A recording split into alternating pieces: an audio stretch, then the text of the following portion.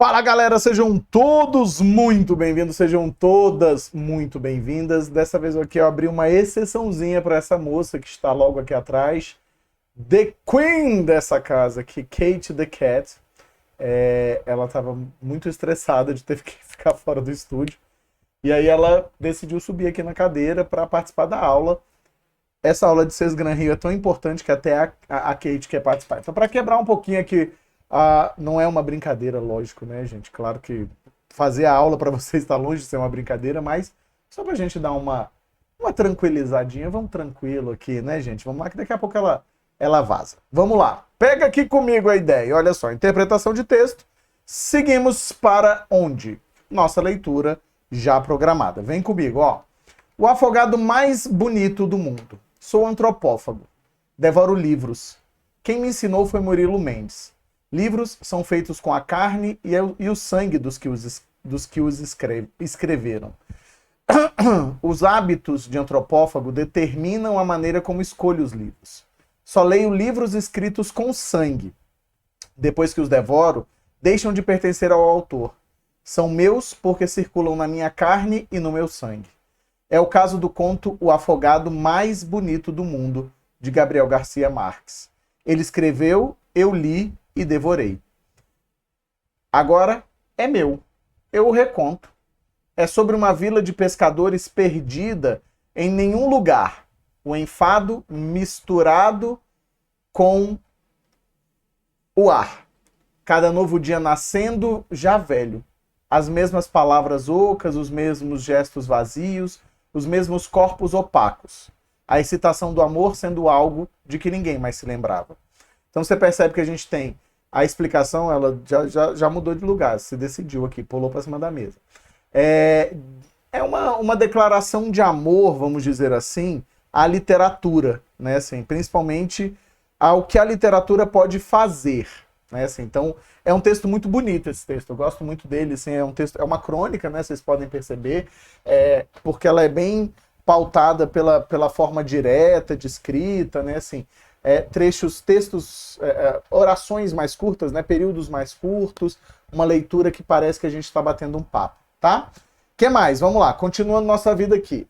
Aconteceu que num dia como todos os outros, o menino viu uma forma estranha flutuando longe no mar. E ele gritou. Todos correram. Num lugar como aquele, até uma forma estranha é motivo de festa.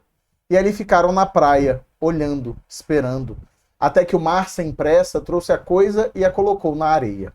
Para o desapontamento de todos, era um homem morto. Todos os homens mortos são parecidos, porque há apenas uma coisa a se fazer com eles, enterrar. E naquela vila, o costume era que as mulheres preparassem os mortos para o sepultamento. Assim, carregaram o cadáver para uma casa, as mulheres dentro, os homens fora. E o silêncio era grande, enquanto limpavam das algas e líquens, mortalhas verdes do mar. Mas, repentinamente, uma voz quebrou o silêncio. Uma mulher balbuciou. Se ele tivesse vivido entre nós, ele teria de ter curvado a cabeça sempre ao entrar em nossas casas. Ele é muito alto. Todas as mulheres, sérias e silenciosas, fizeram que sim.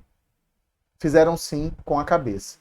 De novo, o silêncio foi profundo, até que uma outra voz foi ouvida. Outra mulher. Fico pensando de como teria sido a sua voz. Como o sussurro da brisa, como o trovão das ondas. Será que ele conhecia aquela palavra secreta que, quando pronunciada, faz com que uma mulher apanhe uma flor e a coloque no cabelo? E elas sorriram e olharam umas para as outras. De novo, o silêncio. De novo, a voz de outra mulher. Essas mãos, como são grandes? O que será que fizeram? Brincaram com crianças, navegaram mares, travaram batalhas, construíram casas? Essas mãos, será que elas sabiam deslizar sobre o rosto de uma mulher? Será que elas sabiam abraçar e acariciar o seu corpo? Aí todas elas riram que riram, suas faces vermelhas, e se surpreenderam ao perceber que o enterro estava se transformando numa ressurreição. Sonhos esquecidos, que pensavam mortos, retornavam, cinzas virando fogo, os corpos vivos de novo, e os rostos opacos brilhando com a luz da alegria. Os maridos de fora observavam o que estava acontecendo e ficaram com ciúme do afogado. ao perceberem que o morto tinha poder que eles mesmos não tinham mais. E pensaram nos sonhos que nunca haviam tido, nos poemas que nunca haviam escritos, nos mares que nunca tinham navegado, nas mulheres que nunca tinham desejado. A história termina dizendo que finalmente enterraram o morto, mas a aldeia nunca mais foi a mesma. Então é uma crônica genial do Rubem Alves, né? Assim, é uma explicação, e ele reconta, né? A ideia dele é exatamente essa. Se eu li, é meu, então eu conto da forma como eu bem entender. Então ele vai apresentando exatamente a interpretação dele, ele reconta a história. Ele não necessariamente modifica essa história, mas ele reconta essa história. É muito bonitinho, né? Assim, é muito interessante a visão que ele tem do que significou aquele conto, né? A chegada daquele homem morto, né? Essas coisas todas. Tudo bem? Bora que só bora? Vamos lá. Primeira questãozinha. Que imagem, então olha só, ilustra a atmosfera vivida pelos moradores da vila antes do aparecimento do homem morto? A gente consegue perceber que, pelo que eles discutem na crônica, né, principalmente as mulheres, aquela vila vivia num marasmo, ela não se modificava, né? Assim, ela permanecia sempre a mesma. Não havia novidade nessa vila. Então a gente pode pensar que diretamente, sem nem muita dúvida, olha só, é a ideia de que o novo dia já nascendo velho. Por quê? A gente entende que a vila estava parada, né? Estava estagnada. E por estar estagnada, a gente entende, a gente compreende que tudo já era velho, não havia novidade. A grande novidade, que é a chegada do homem morto, vai fazer com que todo mundo repense aquela situação, ou pense, talvez pela primeira vez, né, naquela situação que existe ali. Esse é o detalhe. Então, o mar depositando um corpo na areia não indica essa visão anterior, né, assim, a atmosfera, né? O corpo sendo preparado para o sepultamento é o que vai levar a essa revisão, vamos dizer, mas não é o que demonstra a revisão. Os maridos observando as mulheres de fora da casa, também não temos essa relação, e os rostos das mulheres brilhando com a luz da alegria, também não faz indicação nenhuma com relação ao momento anterior, faz indicação do novo momento. Então, realmente, a nossa respostinha é letra A. De quê? De as estrelas lá do céu eu vou buscar. Bora lá, gente? Vamos dar uma olhada? Vamos pegar aqui juntos? Vamos juntos aqui para a number 2. No conto recontado, os ciúmes que o morto provocou nos maridos da vila foi motivado pelo fato de ele ser muito alto, ter chamado a atenção por ser muito alto? Não, tá? Não tem nada a ver com a altura dele, nem com beleza, nada a ver com isso, tá? A gente vai perceber muito claramente que o que acontece? Aquele homem chega, né, assim, as mulheres olham para ele e passam a pensar, vamos dizer assim, naquelas coisas que tinham esfriado, né? A ideia, né, você vai percebendo que tem uma construção de gradação, né? Sai assim de um momento simples. Ah, será que ele brincou com crianças? Será que essas mãos... Até que chega o ponto em... Será que ele soube cortejar uma mulher? Será que ele soube vivenciar um amor? Ou seja, acendeu ali aquela chama no fundo, tá? Ter vivido amores intensos e inesquecíveis, a gente não faz ideia, né? Navegado por mares e oceanos distantes, também não temos essa relação aqui. Que mais? Ó, realizado sonhos considerados impossíveis? Não, a gente não sabe, né? A gente não sabe o que aconteceu, né? A gente não entende. É tudo uma questão de suposição naquele momento ali, né? A gente não tem nenhuma correlação direta, digamos assim, com nada, né? Nadinha. Então, o que desperta o ciúme dos homens é o fato daquele morto ter despertado nas mulheres esses sentimentos esquecidos. A lembrança, né? Eu diria que despertado aqui seria basicamente uma ideia de lembrado, né? A gente pode pensar em uma ideia de lembrado aquele outro momento da vida delas, certo? Então, por isso que o nosso gabaritinho é letra E, de eita caramba, acertamos mais uma. Beleza? Bora para a próxima? Tudo bem, todo mundo? Então, vamos para a próxima. Até esqueci de voltar para poder falar com vocês antes da gente passar para a próxima. A pessoa tá maluca. Vamos lá. Na próxima, nós temos o seguinte. É bem legal. Cara, que texto legal, né? Assim, que releitura interessante, não só do conto... Perdão, gente, tá coçando aqui. Não só do conto do Gabriel Garcia, né? Do Gael, quanto, né? Assim, mas principalmente a visão do próprio conto, né? Assim, vou ser sincero que esse conto eu não li, mas vou atrás dele. Vou arrumar esse conto para ler. Pode deixar. Vou atrás e venho contar para vocês aqui. Vamos lá, galera. De acordo com o narrador, a justificativa para recontar a história de Gabriel Garcia Marques é o aprendizado de antropofagia com Murilo Mendes? Não, né? Na verdade, ele reconta, e ele se diz capaz de recontar, não só capaz, mas liberado para recontar, porque ele leu. A partir do momento que você lê alguma coisa, aquela coisa lida passa a pertencer a você. A ideia, inclusive a gente brinca isso, né? Assim, brinca com isso, né? Brinca disso, que a literatura é uma coautoria, porque se você leu, aquele conhecimento passou a ser seu, assim como aquela história passou a pertencer à sua construção, né? É a famosa história do poema da pedra, né? Assim, no meio do caminho tinha uma pedra do Drummond, né? Que todo mundo analisa de uma forma bem ampla, como as dificuldades da vida, os momentos da vida. E um dia perguntaram para ele, falaram, por quê? Ele falou, porque eu vi uma pedra. E eu achei que cabia falar naquele momento sobre uma pedra. E aí ele fala, né? Assim, o poema fala sobre isso, né? Exclusivamente. E aí, só que ele diz exatamente, a partir do momento que os meus leitores conseguem extrair outras informações desse texto, não importa. O texto é deles agora, né? Então isso é bem legal. Então, ó, a história original do conto ter sido escrita com sangue, não, isso é o que faz ele gostar do conto, né? Mas o conto pertencer a ele, né? Então, assim, ó, pertencer a ele depois de tê-lo lido e devorado. Então a gente encontra neste caso aqui a nossa resposta, porque exatamente nós temos essa construção do pertencimento, né? O caso de um homem afogado ter chamado sua atenção não é isso, não é esse o conto, né? Os livros serem feitos com carne e sangue de seus autores também não, porque senão qualquer um ele poderia recontar. Então realmente estamos diante de uma coisinha, né? Um gabaritinho, letra C de caraca, moleque, que dia, que isso? Toca o pagodinho, só para começar. Vamos lá. Vamos junto? Vamos junto para a próxima. Vem comigo!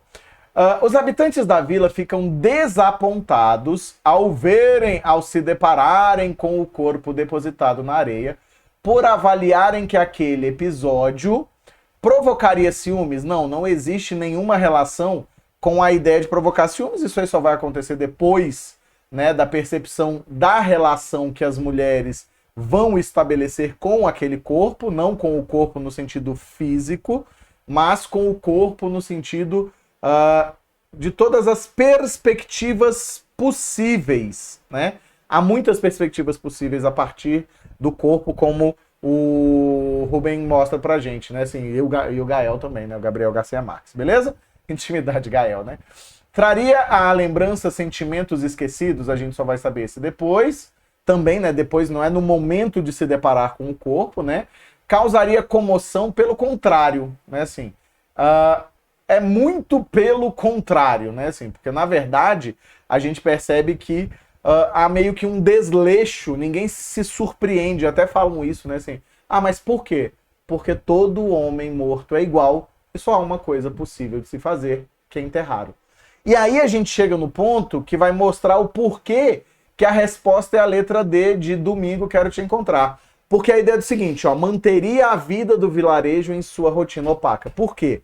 Exatamente por conta dessa visão, vou escrever aqui para você se lembrar, de que todo homem morto é igual. Então, ao pensar que todo homem morto é igual e só resta uma coisa a se fazer com ele, que é enterrar, percebe-se então que a gente não teria ali uma relação direta, vamos dizer assim, com o quê? Não teríamos ali uma relação direta com um movimento que, no final das contas, surpreendentemente, acaba acontecendo. Beleza? Letrinha D de Domingo Quero Te Encontrar. E vamos em frente. Próxima questãozinha. Né, vamos fechar aqui, ó. Exigiria a mobilização das mulheres para o enterro? É esse o motivo de desapontar? Não, porque isso é uma coisa posterior e nem se fala sobre isso nesse caso. Beleza? Bora para a próxima então? E próximo texto. Vamos junto para a leitura dele.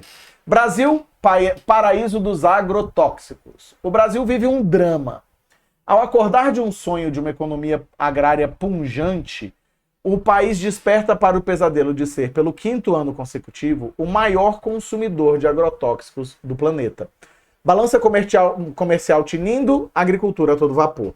Mas quanto custa, por exemplo, uma saca de milho, soja ou algodão? Será que o preço de tais commodities, que há tempos são o motor de uma economia primária, à la colonialismo moderno, compensa os prejuízos sociais e ambientais negligenciados nos cálculos do comércio internacional? Pergunta difícil, diz o economista Wagner Soares, meu homônimo, do Instituto Brasileiro de Geografia e Estatística. A Bolsa de Chicago define o preço da soja, mas não considera que, para se produzir cada saca, são aplicadas generosas doses de agrotóxicos que permanecem no ambiente natural e no ser humano por anos ou mesmo décadas. Ao final das contas, quem paga pela intoxicação dos trabalhadores e pela contaminação ambiental é a sociedade, afirma Soares. Em seu melhor economês, que é tipo a linguagem do economista, ele garante que as externalidades negativas do nosso modelo agrário continuam fora dos cálculos. Você já percebeu que é um texto posicionado, né? Esse é um texto que vai posicionado no sentido de tem uma visão sobre um tema que é um tema sensível e uma visão diferente, que é a ideia do seguinte: massa, a gente está sendo aí uma nação de venda, uma nação agrária de muito sucesso, mas a que custo? Se continuamos sendo os maiores consumidores de agrotóxicos, isso não está sendo calculado dentro da ideia de vamos permanecer fazendo isso para economicamente crescer, né? A economia, mais uma vez, na visão que a gente consegue interpretar desse texto, passa por cima da humanidade. Não importa o ser humano. Importa exatamente o fato de que a economia precisa crescer. É um princípio liberalista muito tenso em muitos momentos, tá, gente? Vamos lá. Segundo o economista do IBGE, que estudou propriedades rurais no Paraná, cada dólar gasto na compra de agrotóxicos pode custar aos cofres públicos 1,28 dólar em futuros gastos com a saúde de camponeses intoxicados. Mas este é um valor subestimado. Afinal, Soares contabilizou apenas os custos referentes a intoxicações agudas. Levando-se em conta os casos crônicos acrescidos da contaminação ambiental difusa nos ecossistemas, os prejuízos podem atingir cifras assustadoramente maiores. Estamos há décadas inseridos nesse modelo agrário, e estudos mensurando seus reais custos socioambientais são raros ou inexistentes, diz ele.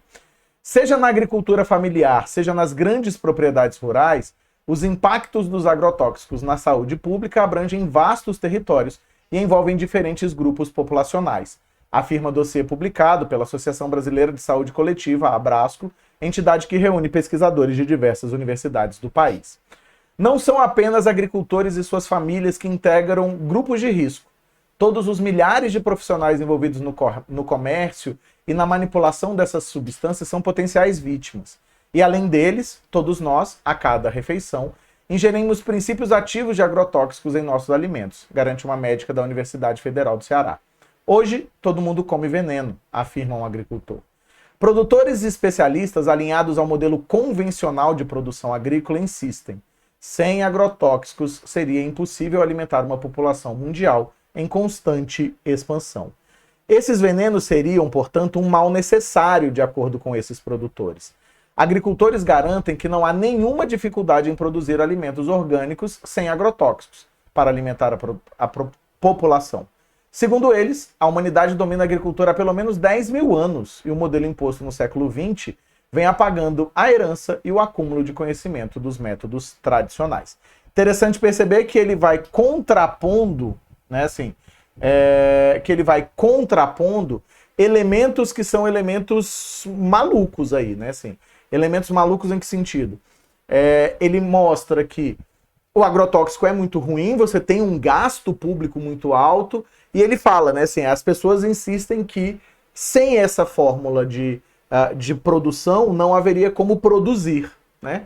Por outro lado, temos a visão de que, por outro lado, a gente tem aí a visão de que nós somos agricultores por natureza, vamos dizer assim, né? Beleza? Mas vamos lá. Mas a pergunta que não quer calar é: será que o modelo dito alternativo teria potencial para alimentar uma população que até 2050 deverá chegar a 9 bilhões? Certamente tem muito mais potencial do que o agronegócio, que hoje não dá conta nem de alimentar 7 bilhões, retrucam estudiosos. Sistemas de produção descentralizados têm muito mais condições de produzir e distribuir alimentos em quantidade e qualidade. Precisamos de outra estrutura agrária baseada em propriedades menores, com produção diversificada, privilegiando mercados locais e contemplando a conservação da biodiversidade. A engenheira agrônoma Flávia Londres assina embaixo e defende que monoculturas são grandes desertos verdes.